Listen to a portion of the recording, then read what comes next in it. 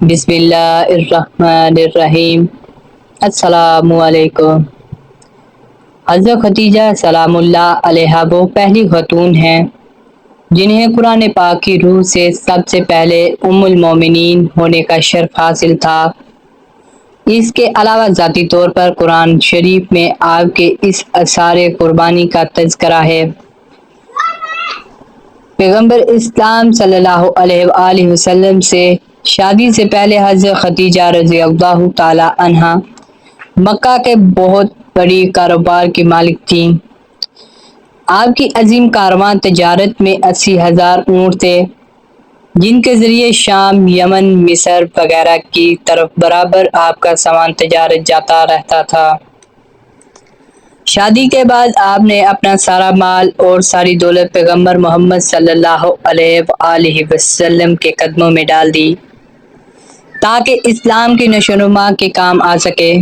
ام المومنین حضرت خدیجہ الکبریٰ سلام اللہ علیہا انتہائی بافضیلت خاتون ہیں۔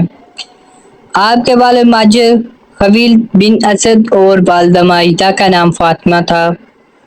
ان دونوں کا سلسلہ نسب آگے چل کر پیغمبر محمد صلی اللہ علیہ وآلہ وسلم کے سلسلہ نسب سے مل جاتا ہے اور اس طرح آپ کی ذات گرامی حسب و نسب کے اعتبار اس لائق تھی کہ زینت خانہ پیغمبر بن سکے۔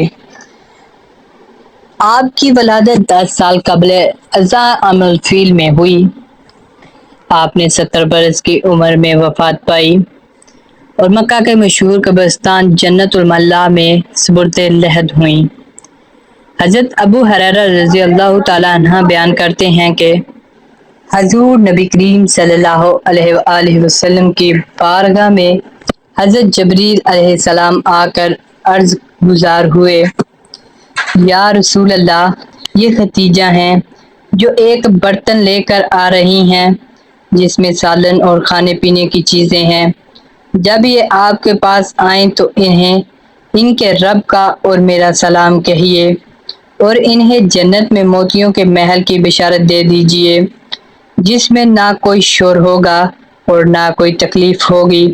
یہ حدیث متفق علیہ ہے۔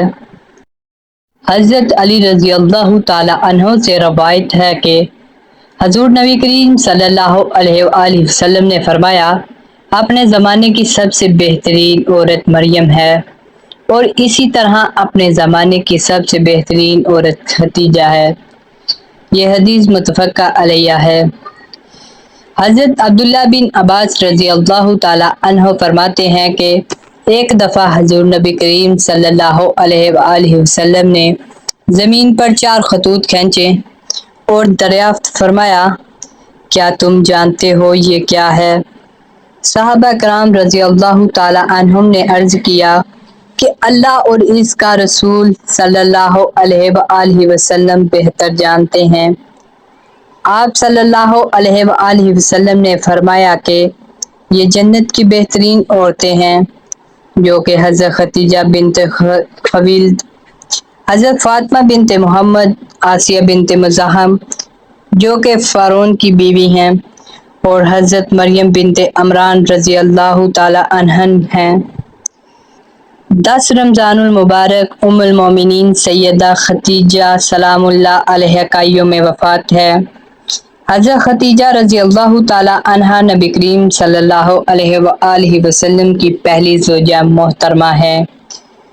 حضور صلی اللہ علیہ وآلہ وسلم کی حضرت خدیجہ کے ساتھ محبت کا عالم یہ تھا کہ ان کی زندگی کے دوران حضور صلی اللہ علیہ وآلہ وسلم نے دوسرا کوئی نکاح نہیں فرمایا تھا۔ حضور صلی اللہ علیہ وآلہ وسلم حضرت خدیجہ رضی اللہ تعالی عنہ کے بارے میں فرماتے ہیں کہ تم سے بہتر مجھے کوئی بیوی نہیں ملی، کیونکہ انہوں نے ایمان لا کر اس وقت میرا ساتھ دیا جب کفار نے مجھ پر ظلم و ستم کی حد پار کر رکھی تھی۔ انہوں نے اس وقت میری مالی مدد کی جب دوسروں نے مجھے اس سے محروم کر رکھا تھا۔ اس کے علاوہ ان سے مجھے اللہ نے اولاد کی نعمت سے سرفراز فرمایا۔ حضرت خدیجہ رضی اللہ تعالی عنہا کے ساتھ حضور صلی اللہ علیہ وآلہ وسلم کی بے پناہ محبت تھی۔ لیکن کیا آپ کے علم میں ہے کہ حضرت خدیجہ رضی اللہ تعالی عنہ کی نماز جنازہ نہیں پڑھائی گئی تھی؟ اس کی وجہ بھی آپ کو ہم آج کی ویڈیو میں بتائیں گے۔